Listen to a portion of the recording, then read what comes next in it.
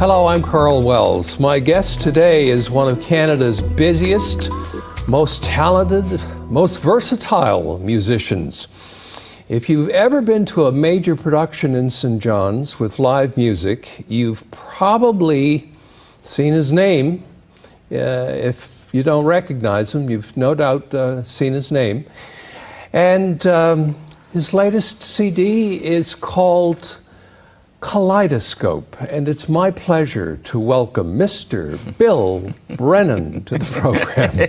Thank you very much. Do you say CDs now, or albums, or recordings? I don't know. I'm pressing some CDs, so album is probably the best used word these days, because some people aren't pressing CDs; they're just going direct to digital. So. Yeah, there's so many different options now. There are. You know? Yeah. And of course, Vinyl seems to be making a bit of a comeback in a way, because I see record players in stores and in catalogs and what have you. It is true, actually. Vinyl is it sells for certain genres and for certain albums better than CDs. So I'm told by my friend who works down at Fred's. So I'm considering that for a pressing in the future.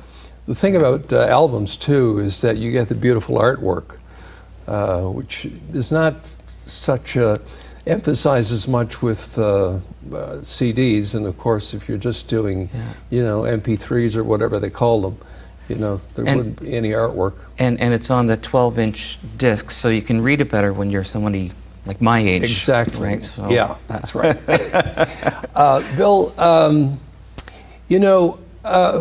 for someone such as yourself, I don't think that you having musical talent was an accident, because you come from a musical family, don't you? Talk about your family. I do. My mom and dad were very musical, though not performers as such. Though my dad, in some ways, was a bit of a performer in his earlier years when he was involved with the Scouts. The Scouts, or the first St. John's Boy Scout troop, every year in the 50s and 60s had an event in the spring called Springs, Smiles and Whistles. And he was one of the premier performers on that show. It was, they're all benefit type shows. But he was a soloist and loved music, and he was the sing-song leader for his Boy Scout troop, and he was often called upon to be a host or an MC for a show, and he would sing some songs. And he had a terrific voice, he really did. It was quite phenomenal, his singing, right up until his latter years. And my mom played piano a little tiny bit, but they loved music. And my mom's brother, Davy Owens, had a group in town, and they used to play at the bass. This is last going off. He had a trio with Mary Shea, and some of your guests may remember the name Chinny Howell, who was the drummer. And he played shows at the bass for years and years and years. And my mom's aunt, who was actually more like a sister because they were quite close in age, her name was Bridie Burke. She married a Maloney, Bridie Maloney. She would play at the bass for dances in the 40s and 50s until she went away to New York. And then when she came back to St. John's, my mom and dad had gotten us all started with my brother Frank, who's the eldest, into music lessons. So he took clarinet and piano. The next eldest were my twin sisters, Anne and Elizabeth, and played trumpet. Elizabeth played trumpet, and they both played piano. My sister Eleanor played clarinet, and she took piano lessons. I took piano lessons. My sister Tina took piano lessons, played clarinet. My sister Mary played flute and clarinet, flute and piano. But Mom and Dad had us in lessons from when we were probably 7 or 8 years old. I studied with Karl Furlong, actually, for quite a number of years, as well as with my aunt. So music was in the house all day long, as you can imagine, with seven of us sort of battling out for time on the piano or practicing our instruments. And I was really into rhythm right from a very early age. Like, I would get into the kitchen, I'd take out the apple juice cans and the corn on the cob in the can and the small cans of tomato sauce, and I would make a little drum set on the kitchen floor, and I'd play with forks and knives, and Mom and Dad thought, God, we better get him into drums, you know? But it really was a house filled with music, and we actually started a family music group that would do benefit concerts. And sometimes we'd go into an old folks home and play a concert. But that was spurred on by my aunt, who came back from New York and started us doing vocal arrangements of things like the Swingle Singers, if you remember that group. I think they still exist, actually, but obviously the membership have changed over the years. So yeah, my that love of music and dancing and rhythm was passed down from my mom and from my dad and from my aunt and my uncle. So what about your formal education? Did you go to music school? So yeah, when I did, prior to that, you know, with the juice cans and the tomato sauce cans, mom and dad thinking, as I said, you know, we should get them into some percussion lessons. They got me enrolled in the MUN Preparatory School, which doesn't exist now, but it was a school whereby I think many of the professors at MUN would teach on Saturday mornings over at where I took my lessons, was actually in the basement of the little theater in the Arts and Administration building with Don Wary. And Don Wary, for your listeners, was a force in the music scene, especially in St. John's, but in the province. He came here in the early 70s after having quite a career in Toronto with the Toronto Symphony and also playing in Hamilton, but kind of wanted to get away from the big city and explore sound in a different way than he was doing there in terms of orchestral music and commercial music. So he was really interested in the philosophy of sound. And he moved out to Torres Cove in the early 70s, and Don Cook, who was the director of the School of Music, got him involved in the school preparatory program. And so I took lessons from Don for years, starting in grade 8. And you know, I took 4 years of lessons from him. I was grade 11. What am I going to do? All I can think of is going to music school. That's all I really wanted to do. So I did go to MUN for a year, and I was the only percussion student. The percussion was my major. I was the only percussion student there. And Don was amazing. He said, you know, you really need to go somewhere else where there are other students like yourself, and you can learn from them and from other teachers. So I went to the University of Toronto and got my Bachelor's of Music there, studying with the great Russell Hartenberger, who's founding member of the percussion group Nexus. So formal training indeed through MUN and through U of T. And but you're a keyboardist. Was that part of the percussion training as well, or?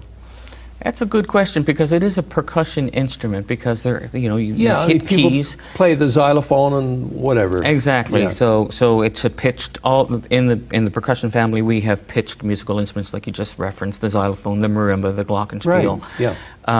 And those are keyboard percussion instruments, but part of the reason why they call it percussion is because you use hammers or mallets to hit the instrument. With the piano, you depress a key, but that makes a hammer come up and hit a string. So it is a percussion instrument. But I would say most percussionists don't play piano. But I took lessons first with my aunt, Bridie, like I mentioned, and then with Karl Furlong. And piano never really went by the wayside. It was piano for me. I was never really a particularly technical player. I wasn't a very good classical pianist. But I spent my time in the basement as a kid looking through my aunt's fake books, you know, fake books of tunes from the 50s and 60s and 70s, and the Gershwin songbook and the Cole Porter songbooks. And I would look at them, at the notes, and they would have chord changes on top of the staff. I'm like, oh, so that's a C. Oh, that's a C chord. C minor.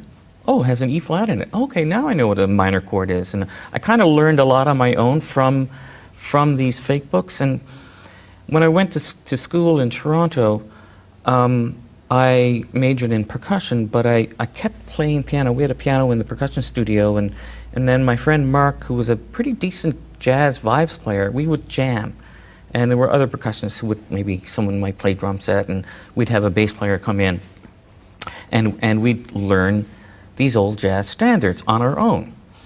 But I never learned anything really jazz-wise through lessons until probably 4 years after university, I thought, you know, I love this world of jazz piano, and we may talk about that a little bit more, but I thought I should take some lessons. So I started taking lessons from a guy named Brian Rudolph in Toronto, and actually one lesson from a really amazing piano player named Frank Falco. And I learned a little bit more about the tradition and about scales and what type of scales work over what type of chords, and so I learned a little bit more about jazz harmony and jazz theory. And I was able to apply that to my own music. And I was kind of getting pretty good at it. And then I got asked to do a show, a gig with some friends of mine where we were doing all Earth, Wind, and Fire tunes and Stevie Wonder tunes.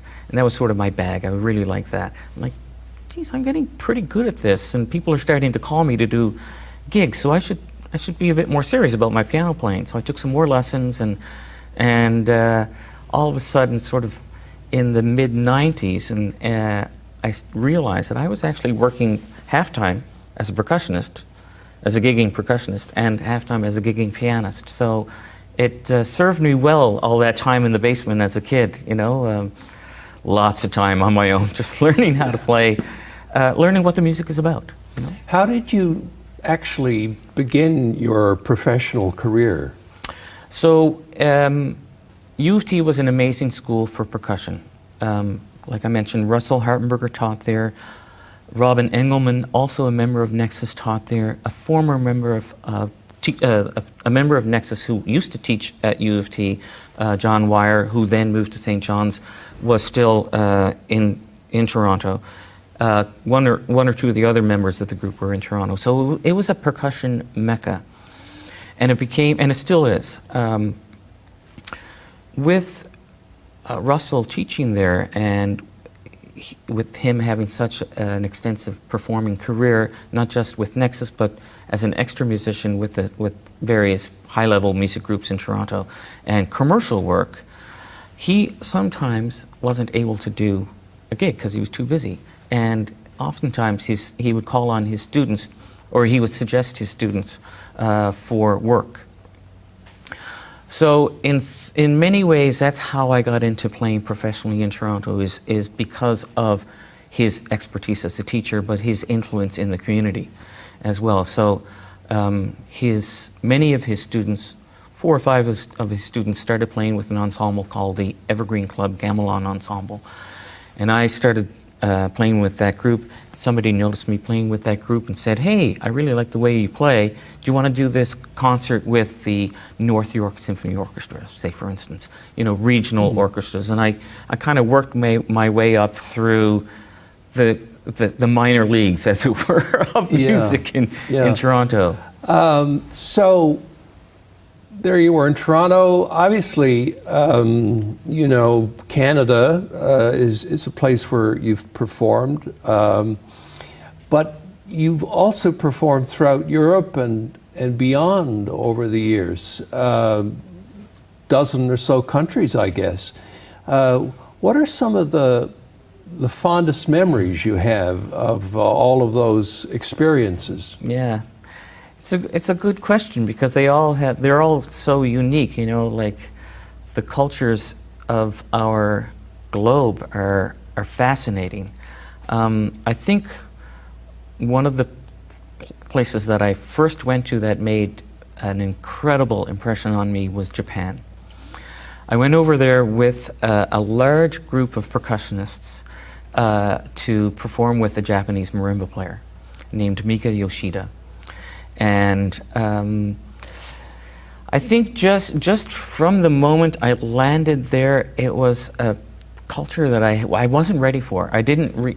I've been to Ghana, I've been to Brazil, and I did the research. You know, I found out a little bit about the country, what it was going to be like, and you know, you do your research to find out where you should, what the food was going to be like, what the music's going to be like.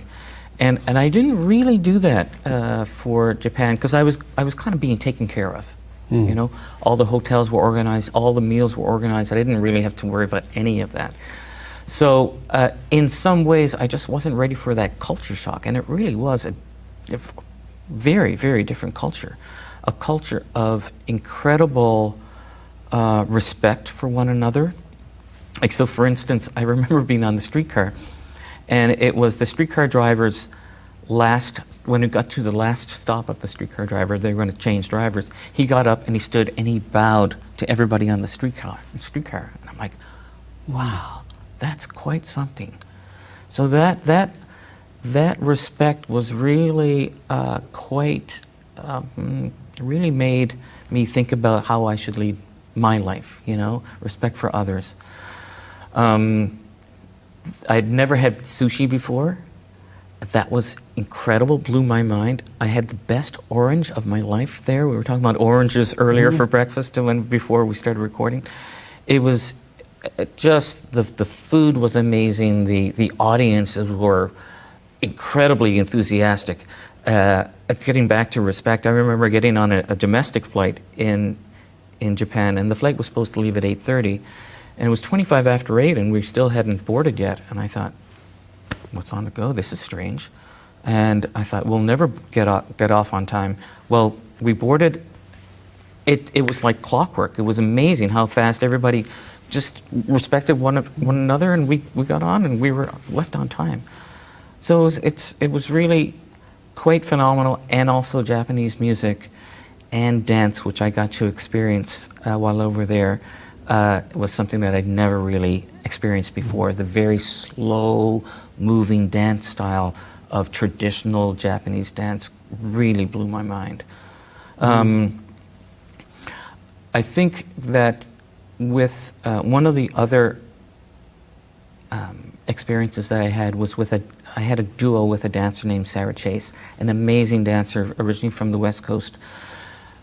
Moved to Toronto, and we performed together in a dance theater show, and realized how much we enjoyed one another's company. And she asked me to be her musical director, performer, for some touring that she was doing in Belgium and in Germany.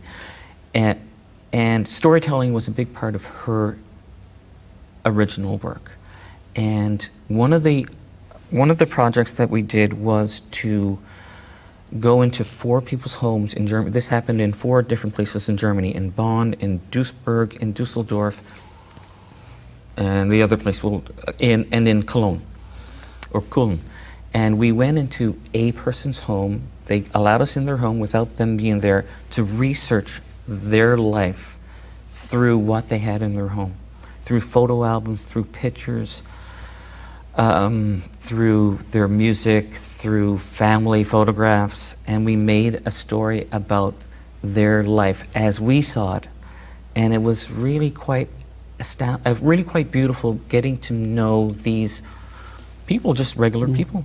One of them was a survivor of a war camp, of a Nazi camp in Germany, and it was really quite. It was life-changing, really.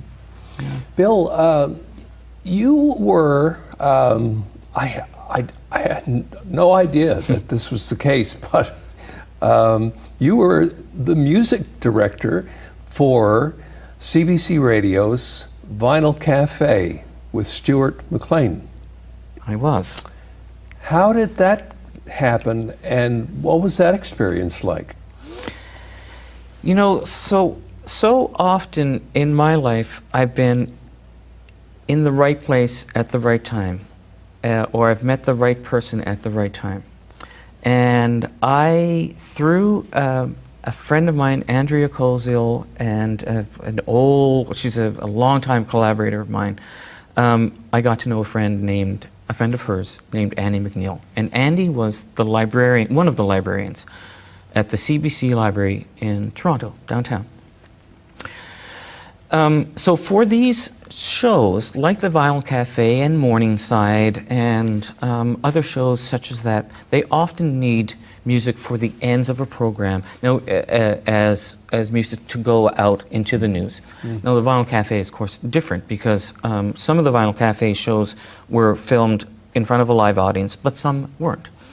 So the producer of the show, when I say some weren't, meaning Stuart would record some songs, and then the producer chose music to go along with that week's show. Might have to do with the theme of his stories. So the producer of the show's name was David Amer. And David got to know Andy McNeil quite well, because Andy was the CBC librarian. He'd go to Andy and say, Andy, I need this piece of music by Joe Cocker. Great. Andy would go and get the LP or the CD. This was prior to MP3s.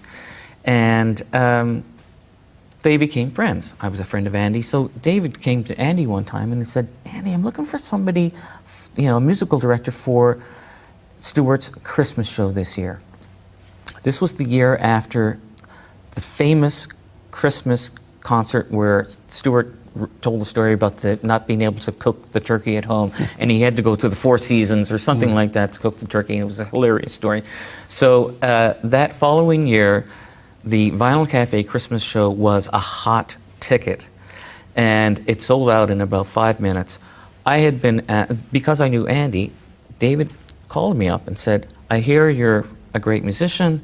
We're going to be doing another CBC Christmas show with Stuart McLean. Would you be interested in being the musical director? I'm like, yes, of course. And David and I got together in October, and we discussed what the stories might be about and what songs might work really well to fill out this program. And he said, who would you like to have on the program with you? I got to choose the band.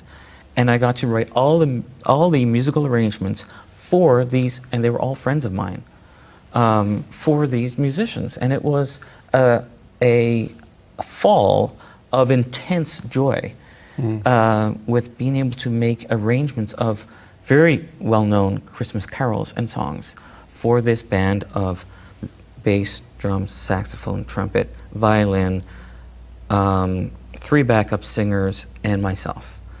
And it was just an incredible experience. It went over so well. All the high brass of the CBC were at the concert. And what that did is, because it went so well, David said, hey, do you want to do the next one? We're going to be doing a Valentine's Day show. So I was able to do that Valentine's Day show, and then he said, that went super well, also recorded at the Glencoe studio in Toronto. And he said, we're doing a show out in, it was somewhere in around Stratford. I can't even remember where it was, but it was out in a field, outdoors. Would you like to be MD on that show, musical director on that show? So it started a beautiful connection with both Stuart and David. And subsequently, you had your dad on one of the shows, and he sang Among My Souvenirs. That's right. That must have been fun. It was really fun. So my wife and I decided to move here in 2002. And that fall, Stuart was doing a tour across Canada, and he was coming to St. John's. So David, once again, called me up and said, would you like to be MD on the musical director for this show? It might have been in 2003. And so Stuart and David came down. We had chosen the band, chosen the performers, and chosen all the songs. I had carte blanche. It was really quite the amazing gig. And David and I were having lunch after the day before our first concert. We did 2 concerts. And actually we did 1 concert, but we made 2 shows out of the 1 concert. David was just asking me about my family, and I said, the real musician in my family is my dad. And he said, well, how so? And I told him, his experiences with Spring Smiles and Whistles, and I never mentioned this, but my dad knew, except for Mark Fewer's dad, Mark the great violinist, who's a really good friend of mine, my dad knows more songs than anybody that I ever met in my life. And I told him about his performing history, and David said, do you think he'd sing on the show? And I said, I don't think so. I said, Dad was 70, he was in his 70s at the time. I said, I don't think, he's a bit shy now. He says, would you ask him? I said, okay. So I went over to Dad's house and I said, Dad, you can say no, but I'd really like for you to do this. We want you to sing on the Stuart McLean show tomorrow night. And he said, I don't know about that, Bill. I said, I want you to sing Among My Souvenirs, which is a song that he'd sung at family parties forever. Oh. Forever. It was one of his signature tunes. His party piece. It was his party piece. And I said, why don't you come to the sound check tomorrow afternoon, see how it feels. And he said, all right, I'll do it for you. And he came to the sound check. It went pretty well. And he agreed to do it. The only people in my family who knew this was going to happen was my mom. My sister Eleanor was in the front row. She and her husband Jeff had front row tickets. And Stuart gave this elaborate introduction, saying, talking about Dad, and saying, you know, we asked Bill to ask his dad to play and sing, and he said, I don't think so, Bill, but you know what? I asked him, you know, would he do it for $1 million? And Dad said, I wouldn't do it for $1 million, but I'll do it for my son. And ladies and gentlemen, Frank Brennan, and he walked on stage with his cane, and my sister Eleanor, and I looked at her in the audience, and her face went, I never saw a mouth drop quite like that. He sung Among My Souvenirs, and of course, the Arts and Culture Center was completely sold out. So it was a 1,000-seat theater. He finished his last note, and 1,000, I don't know, I've never experienced this, 1,000 people just went, wow! They stood up right away, all of them right away. It wasn't like dribs and drabs. It was 1,000 people, yay! And the ovation was amazing. It was the most incredible thing I've ever experienced. It was phenomenal.